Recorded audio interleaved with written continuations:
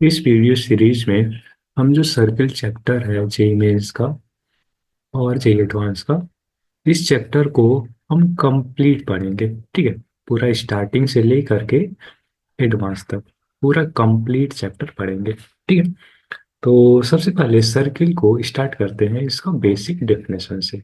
ठीक है, यानी सर्किल बोलते हैं किसको, इसको डिफाइन कैसे किया जाता है। ठीक है, तो इसका सबसे पहले डिफिनेशन हम लोग देखते हैं कि सर्किल होता क्या है। तो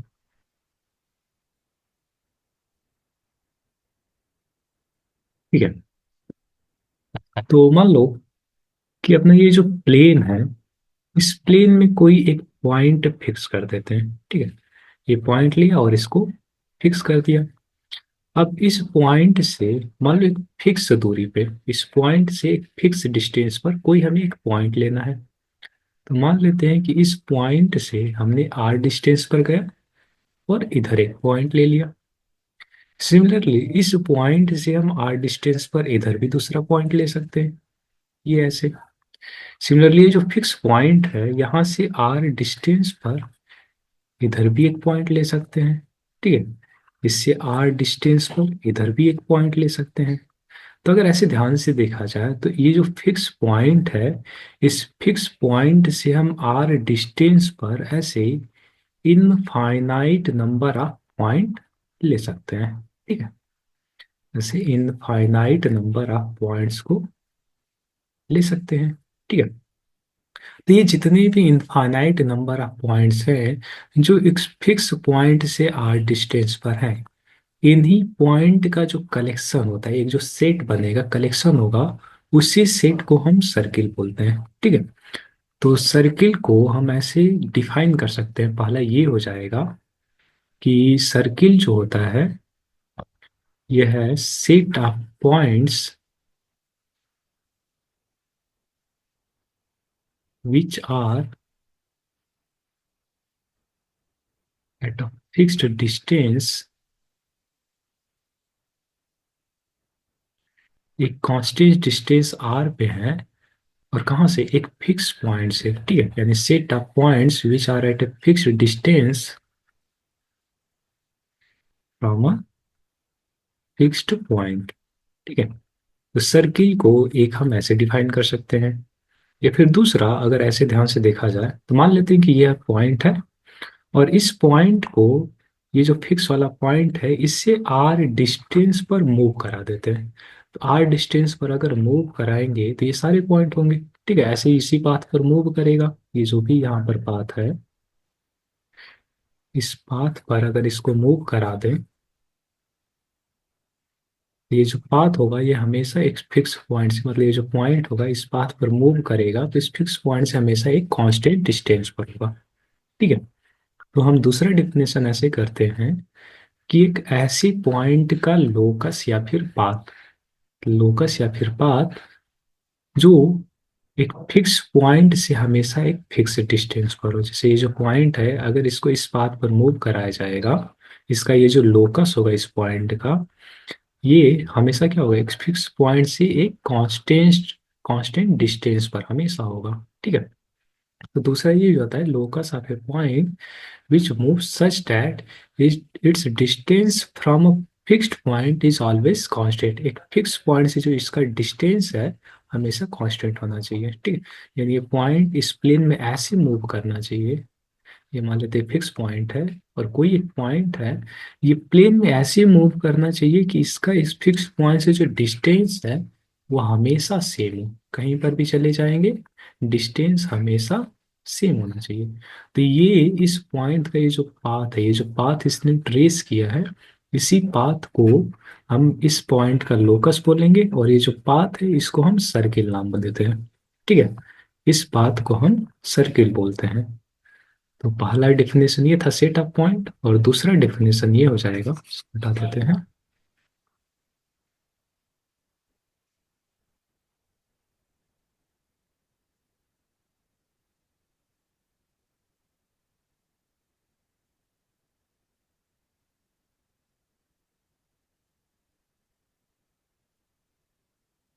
ठीक है, तो दूसरा डेफिनेशन ये हो जाएगा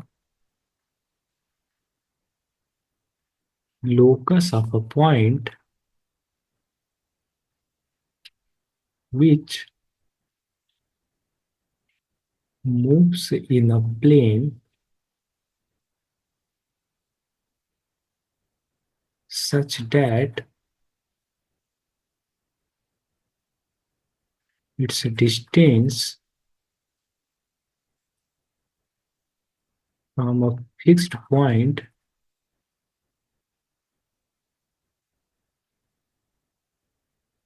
is always constant। ठीक है, मतलब फिक्स पॉइंट से जो डिस्टेंस होगा हमेशा कांस्टेंट होगा। तो ये होता है सर्किल का डेफिनेशन, कि सर्किल बोलते किसको है। ठीक है, अब देखो, ये हमने एक फिक्स पॉइंट लिया था और यहाँ पर एक पॉइंट लिया और इसको हमने इस प्लेन में एक कांस्टेंट डिस्टेंस पर इस पॉइंट के अराउंड मूव कराया था। ठीक है, ये पॉइंट था और इसको इस पॉइंट से एक फिक्स डिस्टेंस पर ऐसे मूव कराएं। तो ये जो पाथ बना है इसको हमने सर्किल बोला। और यहाँ पर हमने ये जो फिक्स पॉइंट लिया था, ये जो फिक्स पॉइंट है, इसको हम इस सर्किल का सेंटर कहते हैं। ये हो जाएगा सेंटर ऑफ सर्कल। ठीक है, मतलब ये जो फिक्स्ड पॉइंट है ये हो जाएगा सेंटर ऑफ सर्कल। ठीक है, और ये जो पॉइंट था इसको हमेशा एक कांस्टेंट डिस्टेंस पर हमने मूव करा। ये जो डिस्टेंस है हमेशा कांस्टेंट था फिक्स पॉइंट से। ठीक है, तो ये जो कांस्टेंट डिस्टेंस है इसको हम इस सर्किल का रेडियस कहते हैं, यानी ये जो डिस्टेंस है ये हो जाएगा रेडियस। तो दूसरा, ये जो कांस्टेंट डिस्टेंस यानी ये जो फिक्स्ड डिस्टेंस है इसको हम बोलेंगे रेडियस ऑफ सर्कल। ठीक है, तो फिक्स पॉइंट को सर्किल का सेंटर कहेंगे और ये जो फिक्स्ड डिस्टेंस है इसको हम सर्किल का रेडियस बोलेंगे। ठीक है, और ये सर्किल का डेफिनेशन हो गया। ठीक है, तो ये सर्किल का एक बेसिक अंडरस्टैंडिंग हो गया कि सर्किल क्या होता है, उसका डेफिनेशन, और उसका सेंटर क्या होगा और उसका रेडियस क्या होगा। ठीक है, अब उसके बाद नेक्स्ट हम देखते हैं कि सर्किल का इक्वेशन आखिर होगा क्या। ये तो डेफिनेशन हो गया। ठीक है, ये थ्योरी हो गया। अब नेक्स्ट इसका इक्वेशन क्या होगा, मैथमेटिकल इक्वेशन क्या होगा सर्किल का। ठीक है, तो हमने सर्किल को ऐसे डिफाइन किया था कि एक फिक्स पॉइंट है और एक यहाँ पर पॉइंट है जो एक प्लेन में मूव कर रहा है, ऐसे कि इसका ये जो पॉइंट है इस पॉइंट से डिस्टेंस हमेशा कांस्टेंट है। और ये डिस्टेंस हमने मान लिया था कि आर, यानी इस सर्किल का रेडियस आर है। और मान लेते हैं ये जो फिक्स्ड पॉइंट है ये है x1 कामा y1। ठीक है, यहाँ पर लिख देते हैं इक्वेशन ऑफ सर्कल। ठीक है, तो यहाँ पर हमने एक फिक्स पॉइंट ले लिया x1 कामा y1 और ये जो कांस्टेंट डिस्टेंस था उसको हमने r ले लिया। और ये जो पॉइंट है जिसको हम मूव करा रहे हैं मान लेते हैं कि इसका कोऑर्डिनेट है x कामा y। ठीक है, जैसे यहाँ पर आएगा तो कोऑर्डिनेट चेंज होगा, यहाँ पर दूसरा कोऑर्डिनेट होगा, यहाँ पर दूसरा कोऑर्डिनेट होगा, हर जगह चेंज होता रहेगा। तो उसको हमने एक जनरल वे में मान लिया कि ये x कामा y है इस पॉइंट का कोऑर्डिनेट। ठीक है, अब हमें पता है कि ये जो पॉइंट है ये कहीं पर भी रहेगा, इसका इस x1 कामा y1 से जो डिस्टेंस है हमेशा कांस्टेंट रहेगा। तो क्या करते हैं, यहाँ पर डिस्टेंस फार्मूला यूज करते हैं। ठीक है, कि ये जो पॉइंट x कामा y है इसका x1 कामा y1 से जो डिस्टेंस है वो r है। तो अगर डिस्टेंस फार्मूला लगाया जाए तो क्या हो जाएगा, x माइनस x1 का होल स्क्वायर, दोनों पॉइंट के बीच का distance, plus y minus y1 का होल स्क्वायर। और ये किसके इक्वल है, r के, यानी ये इक्वल हो जाएगा आर स्क्वायर। ठीक है, तो ये जो इक्वेशन है यही सर्किल का इक्वेशन होता है, x माइनस x1 का whole square plus y minus y1 का whole square equal to r square. ठीक है, ये है इक्वेशन ऑफ सर्कल। और यहाँ पर ये जो x1 कामा y1 है, ये हो गया सर्किल का सेंटर। और ये जो r है, ये हो गया सर्किल का रेडियस। और ये जो x कामा y है, ये क्या रिप्रेजेंट करेगा, सर्किल के ऊपर एक जनरल पॉइंट। ठीक है, तो ये हो गया सर्किल का डिफिनेशन। ऐसे याद कर लेना, x माइनस एक्स वन का whole square plus Y minus Y one का whole square equal to R का स्क्वायर। ठीक है, तो ये हो गया सर्किल का इक्वेशन क्या होगा और सर्किल का डेफिनेशन। यहाँ तक हमने पढ़ लिया। अब नेक्स्ट थोड़ा से एक एग्जांपल के थ्रू समझ लेते हैं इन सब चीज़ों को। ठीक है, ये जो इक्वेशन हमने लिखा है, इस पे कुछ एग्जांपल कर लेते हैं। तो मान लो पहला एग्जांपल लेते हैं कि है find centre and radius of circle. और सर्कल हमें गिवन है एक्स माइनस वन का whole square plus Y minus two का होल स्क्वायर और ये इक्वल है फाइव का स्क्वायर। ठीक है, ये सर्किल का इक्वेशन दिया है और इसका हमें सेंटर और रेडियस फाइंड करना है। तो अब इसको हमने ये जो इक्वेशन लिखा है सर्किल का, उसके साथ कंपेयर करते हैं। सर्किल का इक्वेशन क्या होता है, एक्स माइनस एक्स वन का whole square plus Y minus Y one का होल स्क्वायर और ये इक्वल होता है आर स्क्वायर के। तो अब इस इक्वेशन को इसके साथ कंपेयर करेंगे। तो यहाँ से अगर ध्यान से देखो तो एक्स वन का वैल्यू कितना है, वन। यहाँ पर एक्स वन है वन। और सिमिलरली वाई वन का वैल्यू कितना है, टू। तो वाई वन हो जाएगा टू। और अगर रेडियस को कंपेयर कीजिए आर, तो आर का वैल्यू कितना है, फाइव है। और किसी भी सर्किल का सेंटर क्या होता है, x one comma y one. यानी ये जो सर्किल है, इसका सेंटर कितना हो जाएगा, वन कामा टू हो जाएगा। और इसका रेडियस कितना हो जाएगा, रेडियस आर होता है, रेडियस इसका फाइव। ठीक है, तो इस क्वेश्चन में हमें सर्किल का सेंटर और रेडियस फाइंड करना था। तो इसका ये सेंटर हो गया वन कामा टू और रेडियस हो गया फाइव। ठीक है, तो उसके बाद नेक्स्ट एग्जांपल देखते हैं, दूसरा। ये ले लेते हैं find centre and radius of circle.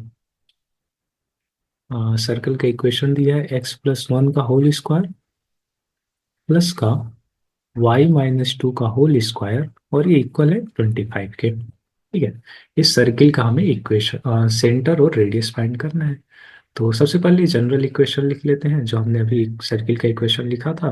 और उसके साथ इसको कंपेयर करके सेंटर और रेडियस निकाल लेंगे। तो हमने सर्किल का इक्वेशन लिखा था एक्स माइनस एक्स वन का whole square plus Y minus Y one का होल स्क्वायर और ये इक्वल है आर स्क्वायर के। ठीक है, तो यहाँ से अगर मान लेते सबसे पहले एक्स वन निकालना होगा, तो एक्स माइनस एक्स वन को इसके साथ कंपेयर करेंगे। तो यहाँ पर अगर ध्यान से देखो तो यहाँ पर बीच में माइनस है, यहाँ पर प्लस आ गया। तो इसको कंपेयर करने के लिए क्या करेंगे, यहाँ पर प्लस की जगह माइनस बनाएंगे। तो ये इक्वेशन है एक्स प्लस वन, तो इसको ऐसे लिख देते हैं एक्स माइनस और यहाँ पर माइनस वन। ठीक है, तो ये देखो प्लस बन जाएगा, एक्स प्लस वन ही है, इसका होल स्क्वायर प्लस और y माइनस टू, इसमें कुछ चेंजेस करने की जरूरत है नहीं, ये डायरेक्ट अपना स्टैंडर्ड फॉर्म में है, ये होल स्क्वायर। और ये जो 25 है, ये भी क्या है, ऐसे आर स्क्वायर के फॉर्म में होना चाहिए। तो 25 क्या होता है, फाइव का स्क्वायर, ऐसे लिख देते हैं। ठीक है, तो अब अगर इन दोनों इक्वेशन को कंपेयर किया जाए, ध्यान से बताओ एक्स वन कितना हो जाएगा। एक्स वन का अगर ध्यान से देखें तो ये माइनस वन है। और यहाँ से अगर वाई वन को देखा जाए तो ये टू है। और रेडियस आर कितना है, फाइव। ठीक है, यानी सर्किल का जो सेंटर है वो कितना हो गया, सर्किल का सेंटर होता है एक्स वन वाई वन, यानी इसका सेंटर कितना हो गया, माइनस वन कामा टू। और सर्किल का रेडियस कितना होता है आर, और यहाँ पर आर का वैल्यू कितना है, फाइव, यानी रेडियस फाइव और सेंटर हो गया माइनस वन कामा टू। ठीक है, तो ये दूसरा एग्जाम्पल था, हमें सर्किल का सेंटर और रेडियस फाइंड करना था। तो अभी हमने जो दोनों एग्जाम्पल देखा, उसमें सर्किल का रेडियस और सेंटर फाइंड किया, इक्वेशन दिया था तो सेंटर और रेडियस निकाले। अब मान लो अगर सेंटर और रेडियस दे दिया है और हमें इक्वेशन फाइंड करना है, ठीक है, तो उसको कैसे करेंगे। जैसे दूसरा एग्जाम्पल है कि find equation circle having center मान लो 2, 3 एंड रेडियस 4। ठीक है, एक सर्किल है जिसका सेंटर है 2, 3 और रेडियस 4 है, तो उसका हमें इक्वेशन निकालना है। और हमें तो एक सर्किल का इक्वेशन क्या होता है, x - x1 का whole square plus y - y1 का होल स्क्वायर, और ये इक्वल होता है आर स्क्वायर के। ठीक है, अब यहाँ पर x1, y1 क्या होता है, x1, y1 सर्किल का सेंटर होता है। x1 और y1 ये होता है सर्किल का सेंटर। और यहाँ पर सर्किल का सेंटर कितना दिया है, 2, 3। तो अगर इस पॉइंट को ये 2, 3 के साथ कंपेयर किया जाए, तो x1 का वैल्यू कितना है, 2, और y1 का वैल्यू कितना है, 3। दोनों को कंपेयर करो तो x1 2 है और y1 3 है। सिमिलरली ये जो r क्या होता है, ये रेडियस होता है, और हमें दिया है कि रेडियस कितना है, 4, यानी r का वैल्यू हमें दिया है 4। ठीक है, तो अब ये तीनों जो वैल्यूज हैं इसको सर्किल के इक्वेशन में पुट कर देते हैं। तो यहाँ पर पुट करेंगे तो जाएगा x माइनस में x1 की जगह 2 का whole square plus y minus और y1 की जगह हो जाएगा 3 का स्क्वायर, और ये इक्वल होगा r का स्क्वायर, और r का वैल्यू है 4, तो इसका स्क्वायर। ठीक है, तो ये बन जाएगा सर्किल का इक्वेशन। ठीक है, इसको हम चाहें तो और सिंप्लीफाई करके लिख सकते हैं, जैसे ऐसे लिख सकते हैं x - 2 का होल स्क्वायर, इसको एक्सपेंड करो तो ये बन जाएगा एक्स स्क्वायर माइनस का 4x प्लस का 4। सिमिलरली y - 3 का होल स्क्वायर, इसको एक्सपेंड करेंगे तो ये बन जाएगा y² माइनस का 6y प्लस का 9, और ये इक्वल होगा 4 का स्क्वायर यानी 16 के। तो अब इस इक्वेशन को थोड़ा सा अरेंज करके लिख देते हैं।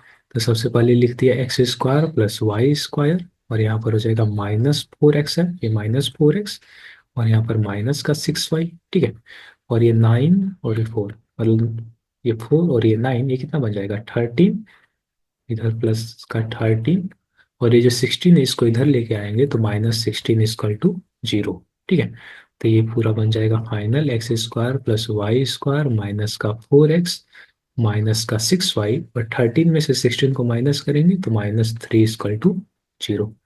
तो ये भी सर्किल का इक्वेशन है और ये भी सर्किल का इक्वेशन है। ठीक है, ये जो है ये तुम्हारा सर्किल का जनरल इक्वेशन होता है, जनरल फॉर्म में इक्वेशन होता है, जो हम लोग आगे नेक्स्ट वीडियो में पढ़ेंगे। ठीक है, नेक्स्ट चैप्टर में।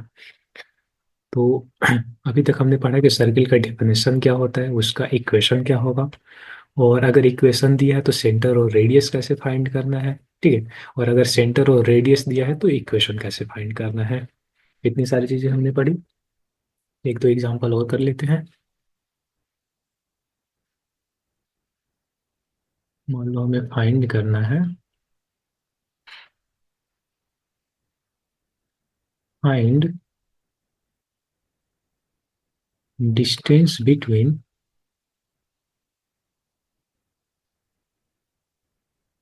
Centres of circle.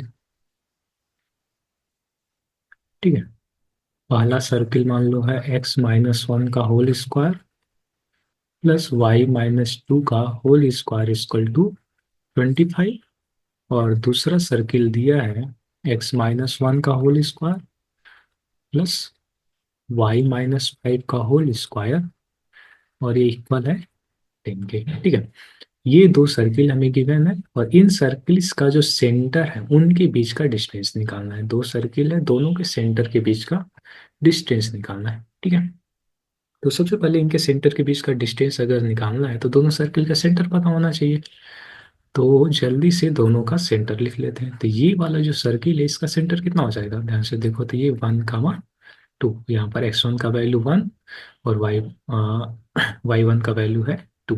तो x1, y1 सेंटर यानी 1, 2 सर्किल का सेंटर हो जाएगा, और यहाँ से अगर निकाला जाए तो इसका सेंटर कितना हो जाएगा 1, 5। ठीक है, यहाँ पर x - x1 का वैल्यू 5, और y माइनस में y1 का वैल्यू 5। तो ये हो गया सर्किल का सेंटर, और ये हो गया। ठीक, अब हमें क्या करना है, ये जो दोनों सेंटर है इनके बीच का डिस्टेंस निकालना है, यानी दो पॉइंट हमें गिवन है और दोनों पॉइंट के बीच का डिस्टेंस निकालना है। तो हम डिस्टेंस फार्मूला यूज कर लेंगे यहाँ पे।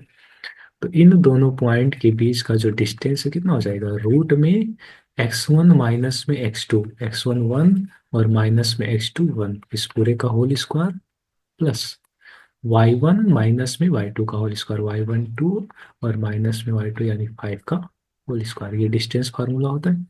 तो ये इक्वल हो जाएगा, ये 1 माइनस 1 जीरो का होल स्क्वायर जीरो, प्लस ये 2 माइनस में 5 कितना होगा, -3, और उसका होल स्क्वायर कितना बन जाएगा, 9। तो हो जाएगा 9 का स्क्वायर रूट यानी 3। ठीक है, तो ये हो जाएगा डिस्टेंस दोनों सर्किल के सेंटर के बीच का। ठीक है, एक एग्जांपल और कर लेते हैं कि find distance of centre of circle, circle के क्वेश्चन मान लेते हैं x+1 का होल स्क्वायर प्लस y+2 का whole square equal to 4। Find distance of centre of circle from the line, और लाइन का इक्वेशन है मान लो 3x प्लस का 4y और माइनस का 3, या फिर इसको ले लेते हैं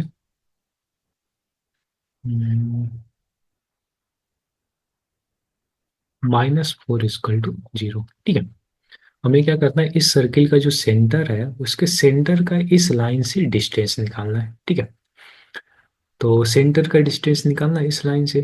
ठीक है, ऐसे कुछ होगा, ये होगा मान लो लाइन और ये होगा तुम्हारा सर्किल। तो इस सर्किल का ये जो सेंटर है इसका इस लाइन से ये डिस्टेंस निकालना। अगर ध्यान से देखा जाए तो लाइन से किसी एक पॉइंट का परपेंडिकुलर डिस्टेंस निकालना है। ठीक है, तो इस सर्किल के सेंटर यानी ये जो पॉइंट है इसका इस लाइन से परपेंडिकुलर डिस्टेंस निकालने के लिए सबसे पहले ये पॉइंट पता होना चाहिए। ठीक है, और ये पॉइंट हम कैसे निकालेंगे, ये इस सर्किल का सेंटर है, और इस सर्किल का सेंटर कितना है, अगर ध्यान से देखो तो यहाँ पर -1 और यहाँ पर -2, -1 -2। जैसे मान लो इस फॉर्म में अगर सर्किल का इक्वेशन दिया है और सेंटर निकालने, कैसे निकालना है ये समझ में ना आ रहा हो तो क्या करो, ये जो x+1 का होल स्क्वायर है इसको 0 के इक्वल कर दो, और ये जो y+2 है इसको भी 0 के इक्वल कर दो, और यहाँ से जो भी x और y का वैल्यू आएगा वही सेंटर हो जाएगा। तो जैसे यहाँ पर इसको अगर 0 करोगे तो x+1 इक्वल टू 0, तो यहाँ से x का वैल्यू कितना आ गया, -1, यानी जो सर्किल है उसका सेंटर का x कोऑर्डिनेट कितना हो जाएगा, -1। और सिमिलरली यहाँ पर 0 करोगे तो y का वैल्यू -2, यानी सेंटर का y कोऑर्डिनेट -2 हो जाएगा। ठीक है, ये बेसिक चीजें हैं, तुम समझ रहे होगे। ठीक है, बेसिक कैलकुलेशन है, धीरे धीरे ग्रास्प कर जाओगे। तो सर्किल का हमने सेंटर निकाल लिया, और इस सेंटर का हमें ये जो लाइन है 3x प्लस 4y माइनस में 4 इक्वल टू 0, इससे परपेंडिकुलर डिस्टेंस निकालना है। और किसी भी पॉइंट का किसी लाइन से परपेंडिकुलर डिस्टेंस कैसे निकालते हैं, क्या करते हैं कि ये जो पॉइंट है इसको इस लाइन के इक्वेशन में पुट कर देंगे। ठीक है, और ये जो इक्वेशन है इसके जितने भी टर्म है वो एक साइड होने चाहिए। मान लो अगर ऐसे सर्किल का लाइन का इक्वेशन दिया है 3x plus 4y equal to 4, तो 4 को इधर लेके आ जाएंगे, सबको एक साइड कर लेंगे। तो ऐसे लिख लेंगे 3x प्लस 4y और माइनस का 4 इक्वल टू 0। ठीक है, ऐसे लिखने के बाद अब डिस्टेंस फार्मूला लगाएंगे। तो ये पॉइंट को इसमें पुट करो, ये ये हो जाएगा 3, और x की जगह क्या पुट कर देंगे, सेंटर का x कोऑर्डिनेट यानी -1, फिर यहाँ पर प्लस है इंटू 4, और y की जगह कितना आ जाएगा, सेंटर का y कोऑर्डिनेट -2 और माइनस का 4, और इस पूरे को डिवाइड कर देते किससे, रूट में जो लाइन का x कोफिशिएंट है उसका स्क्वायर प्लस जो लाइन के y का कोफिशिएंट है यानी 4 का स्क्वायर, इन दोनों का सम का स्क्वायर रूट से डिवाइड कर देते हैं। तो इसको अगर कैलकुलेट करो तो d का वैल्यू कितना होगा, ये हो जाएगा -3 और माइनस का 8 और -4 डिवाइडेड बाई ये कितना बन जाएगा, रूट में 9 प्लस 16 यानी 25। ठीक है, तो ये पूरा वैल्यूज हो जाएगा, ये होगा 3 माइनस में 8 माइनस में 4 यानी माइनस का 15, और मॉड लगा है तो ये 15 बन जाएगा, और डिवाइडेड बाई रूट में 25 का वैल्यू कितना होगा, 5, यानी इसका वैल्यू आ जाएगा 3। ठीक है, यानी ये जो सर्किल है इसके सेंटर का इस लाइन से जो परपेंडिकुलर डिस्टेंस है वो कितना है, 3। ये हो गया अपना आंसर। ठीक है, तो ये था सर्किल का पहला लेक्चर। ठीक है, उसमें हमने सर्किल का बेसिक डिफिनेशन क्या होता है कि सर्किल बोलते किसके हैं वो पढ़ा। फिर उसके बाद सर्किल का इक्वेशन क्या होता है, ठीक है, वो जनरल फॉर्म एक सिंपल इक्वेशन होता है सर्किल का। ठीक, और उसके बाद कुछ क्वेश्चंस हमने कर लिए इसके ऊपर। ठीक है, और एक पॉइंट और लिख लो इसमें कि अगर सर्किल का जो सेंटर है वो ओरिजिन पे है तब सर्किल का इक्वेशन क्या होगा, ये एक स्टैंडर्ड इक्वेशन हो जाता है। ठीक है, if centre of circle is 0, 0 origin पे है एंड रेडियस इज आर। ठीक है, तो इसको सर्किल का इक्वेशन लिखना है हमें। तो हमें पता है कि सर्किल का इक्वेशन क्या होता है, एक्स माइनस एक्स वन का whole square plus Y minus Y one का होल स्क्वायर, और ये इक्वल होता है आर स्क्वायर के। और यहाँ पर एक्स वन वाई वन क्या है, सर्किल का सेंटर, और यहाँ पर सेंटर दिया है कितना, 0, 0। तो एक्स वन का वैल्यू भी 0 है और वाई वन का वैल्यू भी 0 है, तो इसको पुट कर देते हैं और रेडियस आर यहाँ पर दिया है। तो ये बन जाएगा एक्स माइनस 0 का whole square plus Y minus 0 का होल स्क्वायर, और ये इक्वल है आर स्क्वायर के।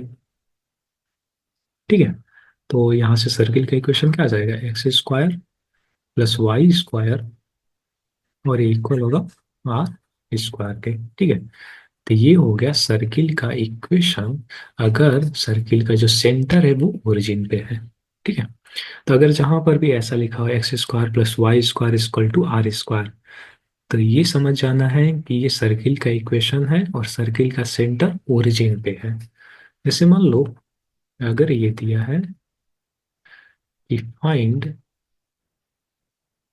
Centre and radius of x square plus y square equal to 25। ठीक है, तो अगर इसको ध्यान से देखा जाए, ये जो सर्किल का इक्वेशन लिखा है, तो इसको देख करके हम डायरेक्टली क्या बोलेंगे कि इसका सेंटर कहाँ पे होगा, ओरिजिन पे। देखो इसके साथ मैच कर रहा है ना, x square plus y square, ठीक है, इक्वल टू आर स्क्वायर। तो इसका सेंटर हो जाएगा ओरिजिन 0, 0, और रेडियस कितना होता है, यहाँ पर आर स्क्वायर होना चाहिए और 25 दिया है, यानी आर स्क्वायर का वैल्यू कितना है, 25, यानी आर का वैल्यू कितना हो जाएगा, 5 हो जाएगा। ठीक है, देखो यहाँ पर अगर तुम आर को कैलकुलेट करोगे तो प्लस माइनस 5 आएगा, लेकिन हमने प्लस वाला ही लिया है। ऐसा क्यों, क्योंकि जो आर है वो एक डिस्टेंस है। ठीक है, और डिस्टेंस जो होता है वो हमेशा पॉजिटिव होता है, ये ध्यान रखना, डिस्टेंस हमेशा पॉजिटिव होता है।